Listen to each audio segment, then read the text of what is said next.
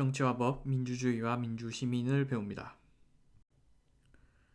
자, 오늘 배울 내용입니다. 오늘 배울 내용은 사실은 교과서에는 없는 내용이에요. 그런데 이제 오늘 배울 내용을 꼭 수업 시간에서 다루고 싶어서 넣어봤는데요. 왜냐하면 우리가 민주주의의 역사에 대해서 이때까지 배우고 뭐 사회계약론도 배웠죠. 그런 걸 배운 이유는 결국 그래서 민주주의란 도대체 뭔데? 여기에 대해서 답을 하고 민주주의란 이런 것이구나. 그걸 아는 걸 넘어서서 민주주의는 이렇게 소중한 제도이구나. 나도 민주시민이 되어야지. 이런 게 선생님의 목표인데요. 그래서 오늘 배울 내용은 뭐냐면 일단 그래서 민주주의란 뭐냐? 그리고 민주주의랑 가짜 민주주의를 가르는 기준이 어떤 게 있을까? 이런 걸 다룰 거고요. 그리고 그래서 민주시민은 어떤 사람일까? 이런 거를 얘기를 할 겁니다. 자, 그래서 민주주의에 대해서 얘기를 해보도록 할게요. 민주주의의 뜻 자체는 사실 전에 다뤘었죠. 다수의 지배라는 걸 우리는 배웠잖아요. 그런데 다수의 지배는 맞는데 이 다수가 어떻게 지배를 하느냐에 따라서 이게 좀 달라졌어요. 고대 그리스에서는 어땠죠? 고대 그리스에서는 직접 민주정치였죠. 고대 그리스에서는 이랬고, 자, 그런데 근대 이후부터는 어때요? 너무 많은 사람들이 모여 사니까 그리스처럼 뭐 광장에 모여서 같이 민주주의를 하고 불가능하잖아요. 그래서 우리는 지금 대의제를 택하고 있죠. 이 대의제는 이제 간접 민주정치라고도 할 수 있죠. 간접 민주정치라고도 할 수 있고, 이건 이제 근현대고요. 자, 그런데 현대에 와서는 이런 대의제 그냥 어, 국회의원이나 뭐 대통령 혹은 뭐 총리한테 모든 거를 다 맡기는 게 아니라 점점 시민의 참여 영역을 넓혀보자는 그런 직접 민주 정치가 점점 더해지고 있다. 뭐 그런 내용을 저번 시간에 다뤘었죠. 여기에 이제 다시 이런 직접 민주 정치가 더해지고 있다. 이거를 이제 이런 말로도 부릅니다. 이거를 이제 참여 민주주의라고도 불러요. 국민의 어떤 참여가 중요하다는 그런 뜻이겠죠. 자, 이렇게 그리스에서는 뭐 직접 모여서도 하고, 그리고 현대에서는 뭐 국회의원들을 뽑아서 하고, 그 와중에 뭐 시민의 참여도 이루어지고 하는데, 어쨌든 이런 민주주의의 어떤 핵심이 되는 그런 공통점은 어, 다수의 지배잖아요. 우리 맨 처음 시간에 배웠던 정치의 의미 한번 떠올려 보세요. 정치가 필요한 이유는 뭐였죠? 사람들의 생각이 다 다르고 갈등이 있을 수밖에 없다고 했죠. 자원은 한정적이기 때문에. 그렇기에 일어날 수밖에 없는 갈등을 해결하는 과정이 바로 정치라고 했죠. 민주주의는 이런 인간 사이에서 있는 갈등을 가장 우리가 이때까지 만들어낸 제도 중에서는 가장 갈등을 정의롭게, 정당하게 해결할 수 있는 방법이라서 민주주의가 많은 나라들 사이에서 최고의 제도다. 우리는 민주주의 국가를 할래. 이렇게 지금 택하고 있는 거죠. 뭐 독재 국가에서는 다른 식으로 갈등을 해결을 하죠. 갈등을 그냥 뭉개죠. 없애버리죠. 갈등이 사실은 있지만 너희는 갈등을 얘기하지 마. 이런 식으로 하는데 사실 독재 국가가 우리는 독재 국가입니다. 이렇게 써놓는 경우는 뭐 거의 없어요. 다음을 한번 볼게요. 자, 우리나라 주변에 가장 가까이 있는 독재 국가 북한의 예시를 한번 볼게요. 북한의 헌법입니다. 북한의 정식 명칭을 알고 있나요? 북한 헌법 1조에 이렇게 북한의 정식 명칭이 나와 있는데요. 북한은 뭐 자신들을 어때요? 민주주의 국가라고 규정을 하고 있습니다, 스스로. 북한뿐만 아니에요. 우리나라도 이제 지금은 민주주의 체제지만 과거에 박정희 정권이 이제 유신 정권으로 넘어가고 그리고 뭐 전두환 정권 이런 정권은 독재 정권으로 분류를 할 수 있죠. 그때도 우리나라는 공식적으로는 민주주의 국가라고 선언을 계속하고 있던 그런 상태였습니다. 그때도 우리나라 헌법 제1조는 대한민국은 민주공화국이다였어요. 그래서 이 맥키버라는 정치학자는 민주주의냐 아니냐를 가를 수 있는 기준을 제시하게 됐어요. 혹시 몰라서 얘기하는 건데 뭐 이것들을 절대로 외우거나 할 필요는 없습니다. 그럼 한번 이 기준이 얼마나 타당한지 한번 볼까요? 그럴듯한지. 자, 그럼 첫 번째, 정부의 정책을 비판하여도 안전한가? 뭐 이런 얘기가 있고, 그리고 정부의 정책과 반대되는 정책을 표현하는 단체를 자유롭게 조직할 수 있는가? 그리고 집권당에 대해서 자유롭게 반대 투표를 할 수 있는가? 만일 집권당을 반대하는 투표가 대다수를 차지하게 되었을 경우 그 투표로 정부를 평화롭게 교체할 수 있는가? 이와 같은 문제를 결정하는 선거를 일정한 조건에서 실시할 수 있는 헌법적 장치가 있는가? 자, 이 중에 하나라도 이제 아니다가 나오면 그 국가는 민주주의 국가가 아니라고 봤어요. 어, 자, 우리나라는 어떤 거 같나요? 대한민국은 여기에 다 어, 네라고 대답을 할 수 있는 것 같나요? 자, 아까 살펴본 기준은 이제 OX로 그렇게 분류를 하는 기준이었고요. 이코노미스트라는 세계적인 권위 있는 그런 시사 경제 잡지가 있어요. 여기에서 매년 민주주의 지수를 발표를 하는데요. 각 국가별로 얼마나 그 국가가 민주적인지 그런 걸 판단하는 그런 이제 지수입니다.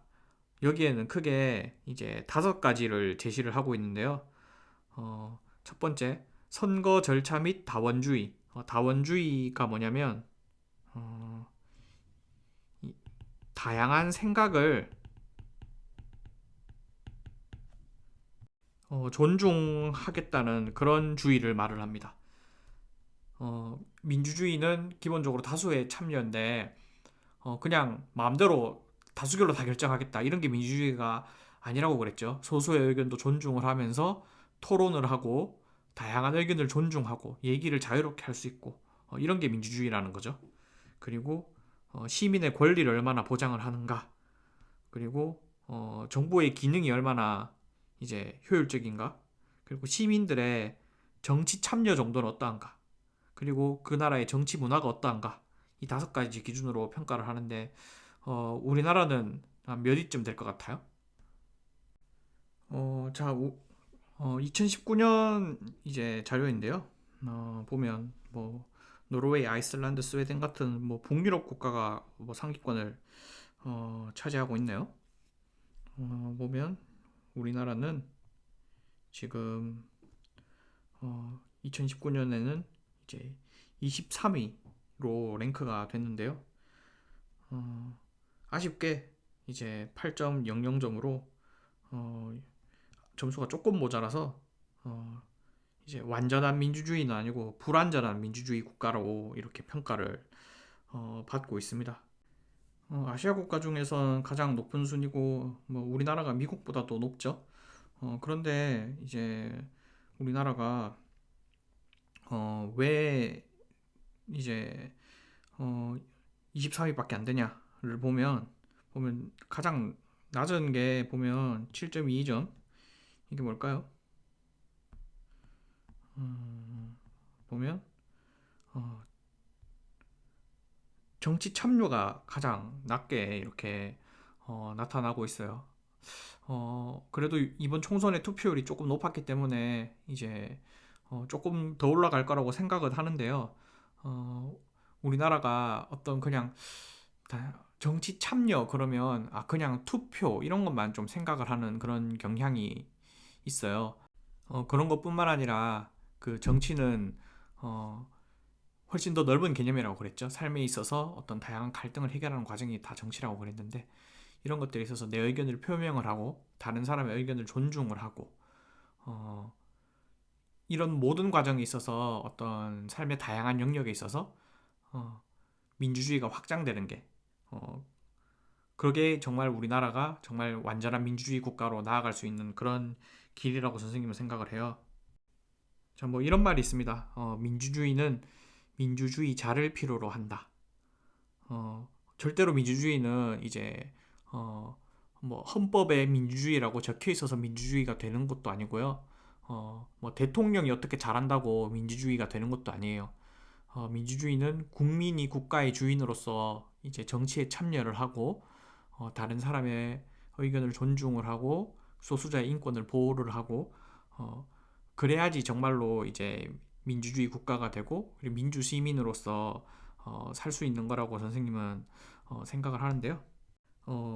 정말 잘 보여주는 것 중에 하나가 어, 우리나라의 어떤 두 혁명 얘기를 하고 싶네요. 4.19 혁명이랑 그리고 6월 항쟁. 나중에 또 자세하게 배우겠지만 뭐 초중학교 때도 배워서 대충은 알고 있죠.